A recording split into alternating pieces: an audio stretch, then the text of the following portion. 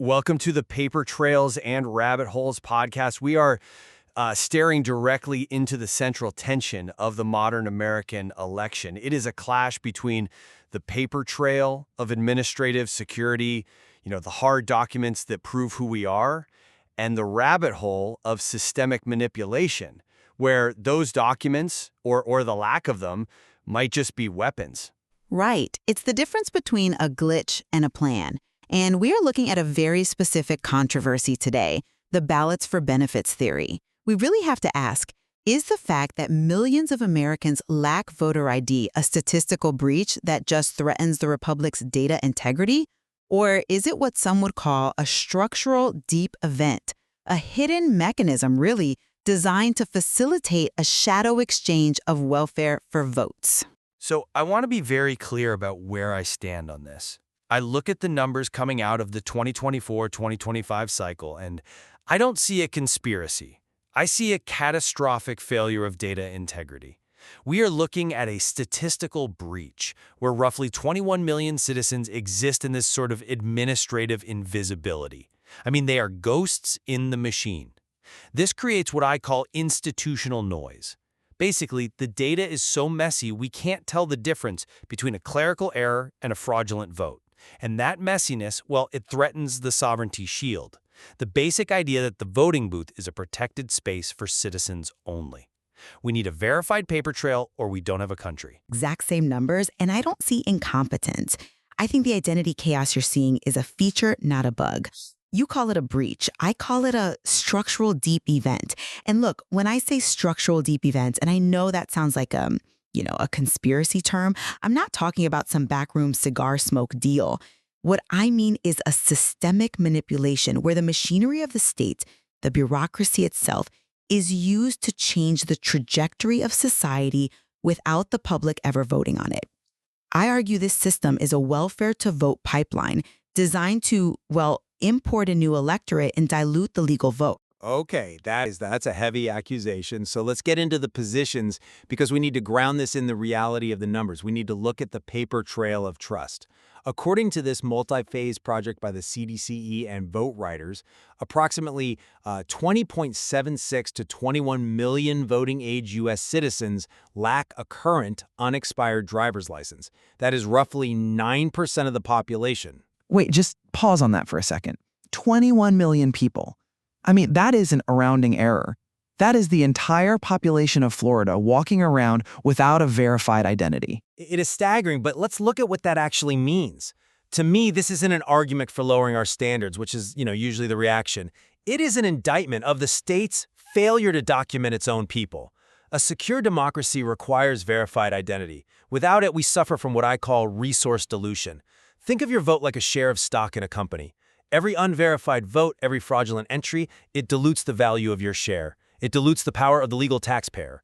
We are trying to build an economic fortress where the ballot box is protected from strategic exploitation. If we cannot verify the user, the system lacks integrity. It's really that simple. I see the fortress you're trying to build, but I think you're missing who is manning the gates. You look at that 21 million number and see a clerical failure. I see managed disenfranchisement. You're talking about resource dilution, but I'm talking about a deliberate flooding of the zone.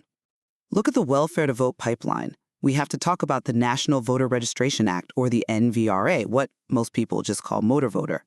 The NVRA was designed to make voting easier. It's standard accessibility policy. Well, that's the cover story, but look at the mechanics. This law links social services to registration. It created a mechanism where government assistance is leveraged to bypass rigorous citizenship verification. By flooding the system with this identity chaos, the state has created a Trojan horse. They aren't failing to ID people by accident. They are maintaining an architecture of confusion. And why? To allow for the importation of a new electorate that is dependent on the state. I mean, if you rely on the state for your check, and the state hands you a ballot with that check, you are going to vote for the hand that feeds you. I think you are attributing malice to what is essentially bureaucratic entropy. The government is barely competent enough to deliver the mail, let alone orchestrate a 20-year conspiracy to replace the electorate. You're suggesting that because welfare agencies offer registration, which, by the way, they are legally mandated to do, that there is some kind of pipeline of non-citizens voting. It's not just a suggestion. It is a documented reality. Let's look at the Pennsylvania glitch. This is the smoking gun of the rabbit hole. In 2017, it was revealed that a quote-unquote glitch in the Pennsylvania Department of Transportation system allowed non-citizens to register to vote for decades. This wasn't a few guys living through the cracks. This was systemic. It was an error in the electronic touchscreens at the DMVs. The user interface was confusing. Confusing is a very polite way to put it. Let's double click on how that actually worked, because the devil is in the details. You're a non-citizen. You're at the DMV legally to get a driver's license. You're tapping through the screens. One screen asks, "Do you want to vote?" If you hit yes, the system didn't check your citizenship status from the previous screen. It just processed the request. The machine just assumed you were a citizen because you were standing there. That isn't a glitch. That is a user experience design that assumes citizenship by default. And here is the kicker. The state fought to keep this hidden for 4 years. They were trying to verify the extent of the data corruption before they went public with it? No, that is a cover-up. That is the definition of a structural deep event. It wasn't until legal pressure was applied that we found out non-citizens were on the rolls. The NVRA has a non-discouragement clause, which means agency workers are effectively muzzled from verifying citizenship. They have to hand the form to everyone. The Pennsylvania glitch proves that the welfare to vote pipeline isn't a theory, it's a mechanical reality of the system. The machine was literally programmed to ignore the law. Okay, I acknowledge the Pennsylvania error. It was a significant failure of data integrity. But you call it a shadow deal, and I call it institutional noise. But here is where we differ. The solution isn't to assume a grand conspiracy. The solution is to fix the paper trail. This is exactly why we need the SAVE Act, the Safeguard American Voter Eligibility Act. Which is being fought tooth and nail by the very people who claim to love democracy, right? Precisely. The SAVE Act aims to shift us from a simple identification check or, just taking someone's word for it at a kiosk to a documentary proof of citizenship standard. If we had that, the Pennsylvania glitch wouldn't have mattered because the system would have rejected those registrations at the source. We need to standardize the paper trail to prevent these glitches. We need a sovereignty shield that ensures only citizens vote. The fact that administrative errors happen is the reason for stricter laws, not an argument against them. But the glitches always seem to fall in one direction, don't they? They always seem to dilute the legal vote. They never accidentally purge non-citizens, they accidentally add them. Let's broaden the scope here because I think you're trapped in a very American-centric view of this so-called conspiracy. You're acting like asking for an ID is some draconian measure invented by a shadow cabal. I mean, if asking for ID is a shadow deal to disenfranchise people, then the entire Western world is in on it. Let's talk about the global paper trail.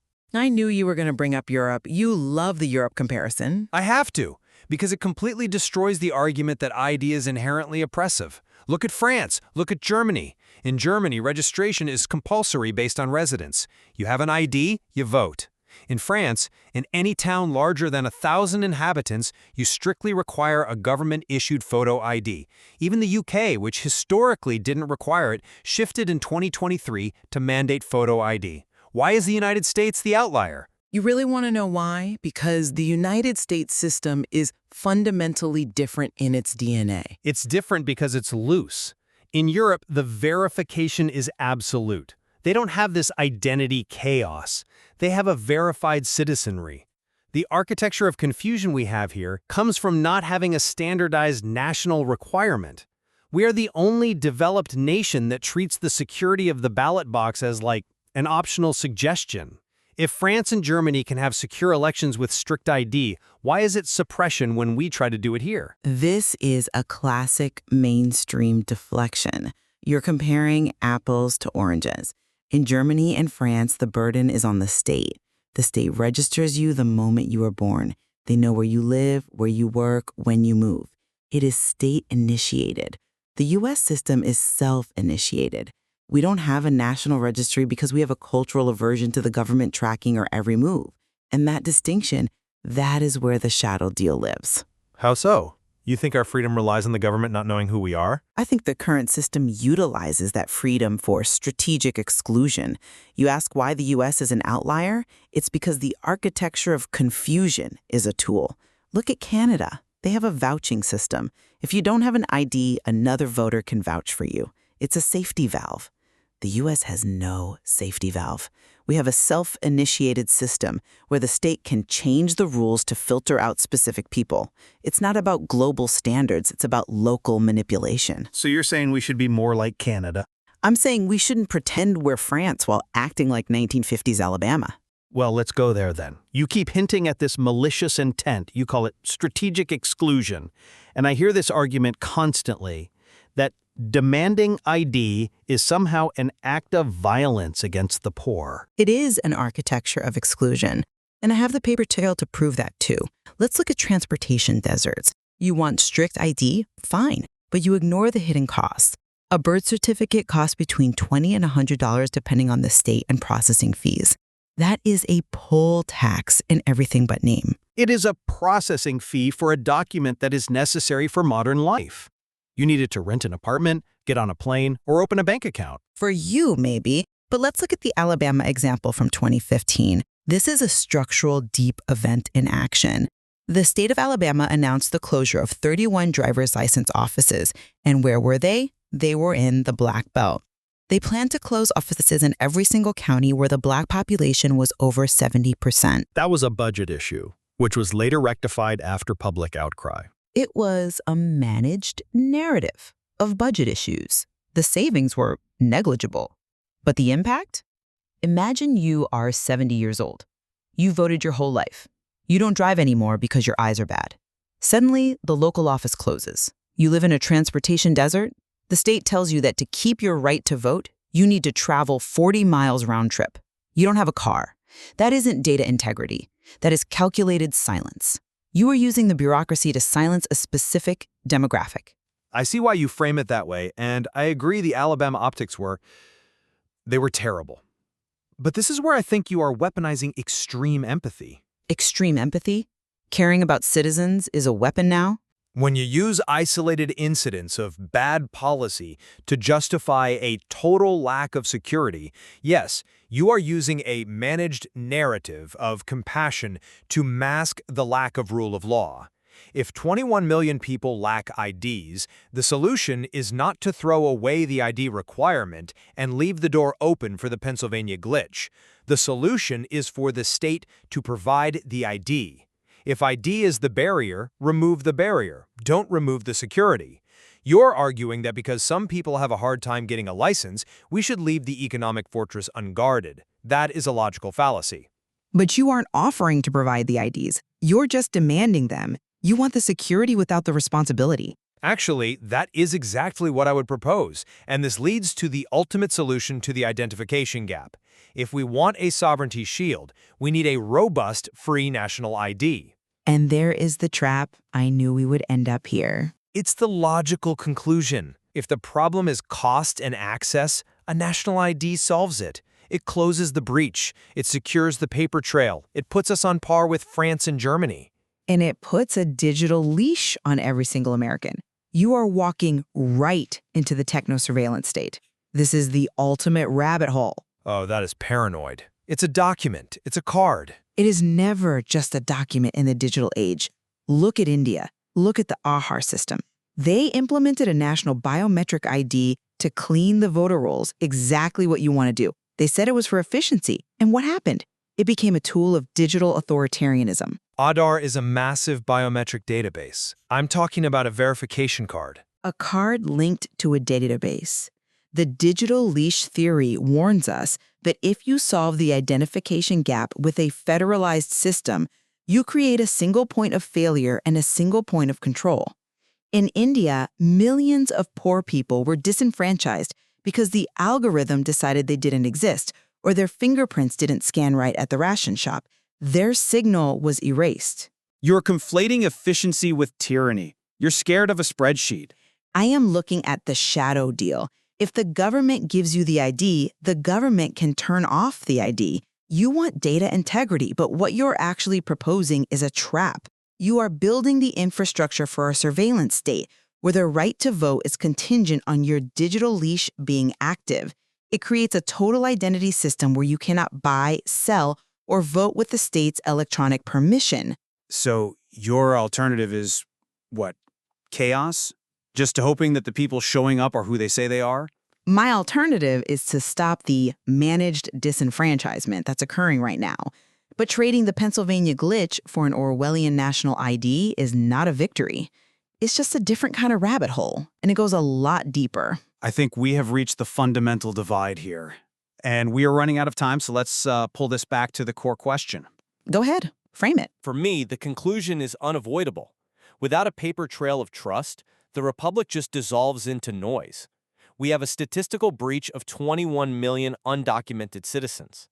We cannot have a functioning democracy if we cannot verify who is participating in it. We must close this breach to protect the taxpayer's voice from resource dilution. The state must step up, verify its citizens, and secure the vote. If we don't have verification, we don't have a voice. And I look at that same paper trail and see a snare. The welfare to vote pipeline is real. The system is rigged to import votes, but your solution is just as dangerous. The architecture of exclusion prevents legal citizens from voting, and your proposed national ID is a digital leash just waiting to be tightened. The shadow deal continues because the system is designed to either dilute our vote through chaos or control our identity through surveillance. It seems we agree on one thing. The current architecture of confusion is unsustainable. Absolutely. The status quo is broken. We just disagree on whether we're heading toward anarchy or Authoritarianism. a cheerful thought to end on. The truth usually isn't cheerful. And well, I think that is all the time we have. The paper trail doesn't have to end here, but the descent is just beginning. Find us at PaperTrails&RabbitHoles on YouTube, Spotify, or wherever you hunt for the truth. Keep your eyes open. We'll see you at the bottom.